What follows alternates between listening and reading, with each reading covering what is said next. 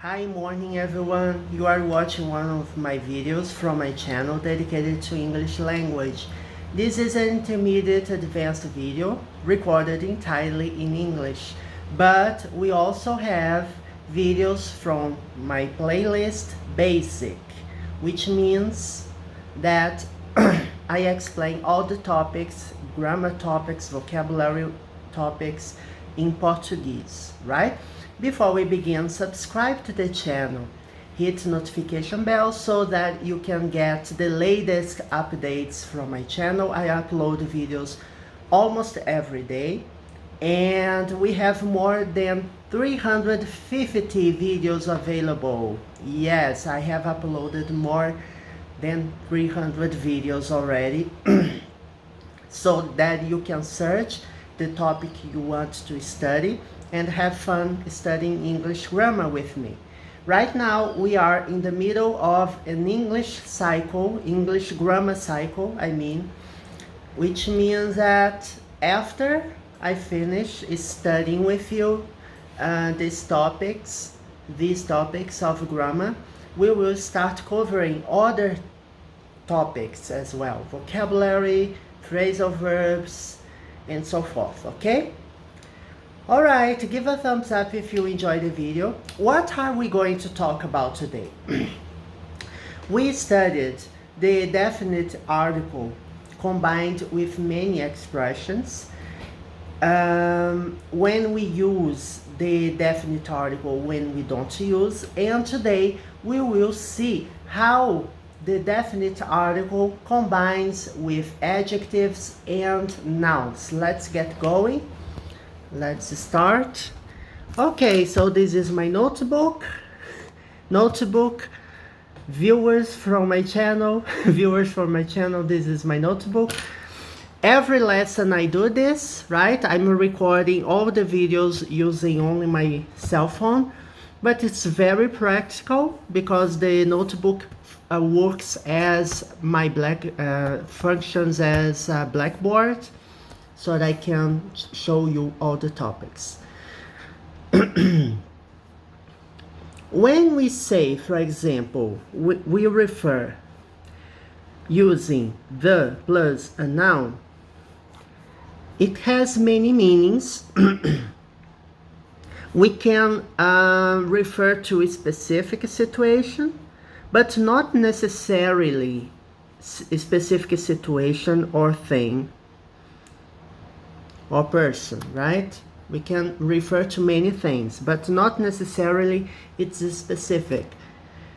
For instance, we see the telephone was invented. When was the telephone invented? I don't know. This is now it becomes it becomes a history lesson. I have no idea. It was invented in 1876. At least that's what I found on the internet. Yes, Alexander Graham Bell received a patent for the telephone. So the patent of the telephone was 1876. The first basic phone was invented in that date, okay? Here, I'm not talking about a specific piece of device. I'm talking about the invention itself. Telephone itself started or began being used or was conceived, right, in that date, right, as a means of transportation between people. A means of telecommunication, right, or communication first. It was communication at first, right, between two people. One would who would like to talk to another person, and then it would evolve over time, right? Nowadays we can use our smartphones to communicate through video, right? So we have videos, we have audio, you can write, right? You can receive a text, you can text message to someone. So now it's multimedia, but before we didn't have that possibility. When I was a child, I couldn't use a cell phone as we use today. The real is the currency of Brazil. First, the real. We could say real. Real is the currency of Brazil. To me, it's correct. Or the telephone was invented. In my point of view, it wouldn't be incorrect, but when you want to use a definite article before, it means that we are talking about a type of something. Telephone is a type of communication device. Real is a type, right? Is one different currency we have all over the world. We have different currencies. We have dollars, we have real, we have pesos, and so forth, right? Pounds. So is the currency, it means that it's the only one. Yes, it's the money. Here we are talking that it's the money currently in currency in Brazil. It's the current money in Brazil. If you want to pay for something, you go to a store, you pay for a service, you have to use real. We don't accept dollars, for example. I have some dollars, for example, but the dollars I have, it's because I want to travel abroad. So I'm saving some money, trading currency, trading real for dollars, and then in the future I will be able to travel abroad. So that's it. You see, you can use the definite article in both situations. When we talk about musical instruments, for example, can you play the flute? Can you play the violin? I can't play any musical instrument. I guess it's the spoken violin. Let me see. Sometimes I have doubts regarding some words. Violin. Violin, yes, that's correct. Can you play any musical instrument? When you say, can you play the violin? Can you play the flute? Can you play the piano? Can you play the guitar? I'm referring not to a specific piece of musical instrument you have. For example, I don't have a guitar right here, but I'm asking you, can you play the guitar? Are you capable of playing a guitar if you get a guitar? If someone gives you a guitar to play, are you capable of playing it? To play well, of course. To make some, how can I say, some pleasant music, right, coming from it. A pleasant melody coming from it. Because if you play without knowing how to play, the sound comes awful, right? It's terrible.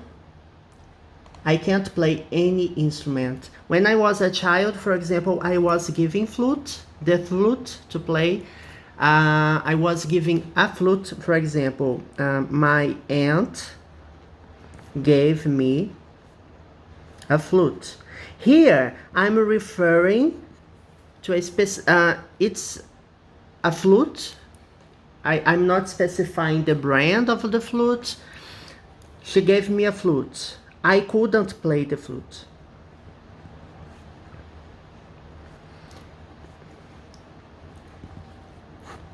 In the second sentence, I'm saying that I can't play the flute my aunt gave me. So my aunt gave me a flute and I'm unable to play. It happens. So I always had trouble playing musical instruments. Some people are capable, some people are gifted. Yes, they are gifted. They are gifted, they are talented, they are capable of doing something, right?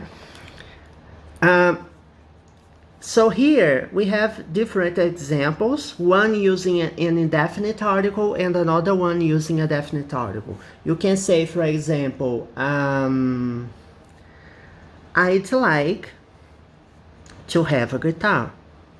I don't have a guitar and I'd like to have it. But first, I need to learn how to play the guitar. Do you know how to play the guitar?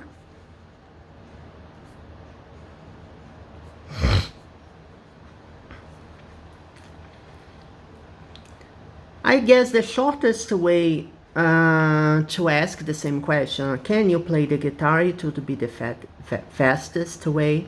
Can you play the guitar? I can't. And to tell you the truth, I wouldn't like to be able to play guitar. It doesn't appeal to me. Musical instruments, they don't appeal to me at all.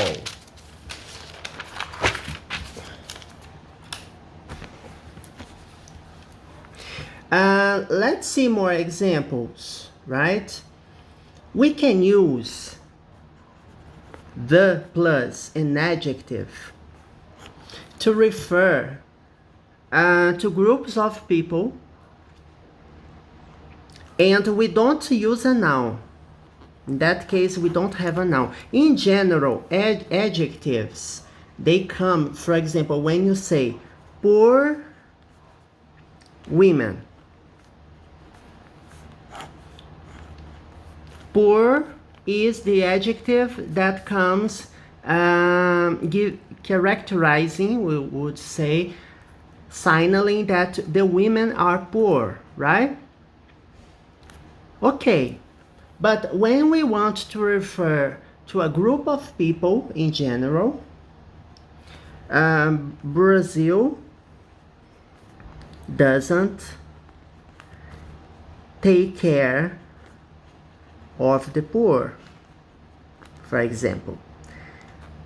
Here I'm saying that the country in general, the country doesn't give attention, doesn't give proper attention to the poor, doesn't care about their needs, what they want, and they don't have money, they don't have food, they don't have the minimal standards of living, so they live below the poverty line, for example. So Brazil doesn't take care of the poor.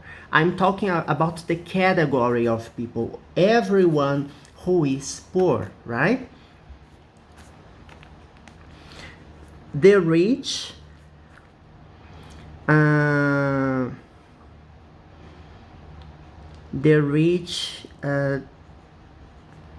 let me see what I'm going to say here. Don't pay enough taxes. It's not fair, right?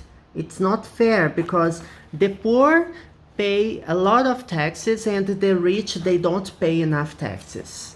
They should pay more. In my opinion, they should pay more taxes to provide money for the poor, right? So here I'm talking about the category, right?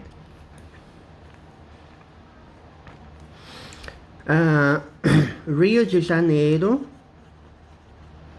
should do something about the homeless. So all these words are adjectives, but they are used here to represent the category of people, right? A group of people. They represent a group of people, and they always come in plural form. So that's the reason why I say the rich don't instead of the rich doesn't. It is the rich don't because the rich is they. It's a group of people. And here we are talking about the category involving the homeless. Brazil, Rio de Janeiro should take care of the homeless. Okay, people, that's it. Next video, we will talk more about it, see more examples before we go to the next one, okay? So have a good time. See you next video.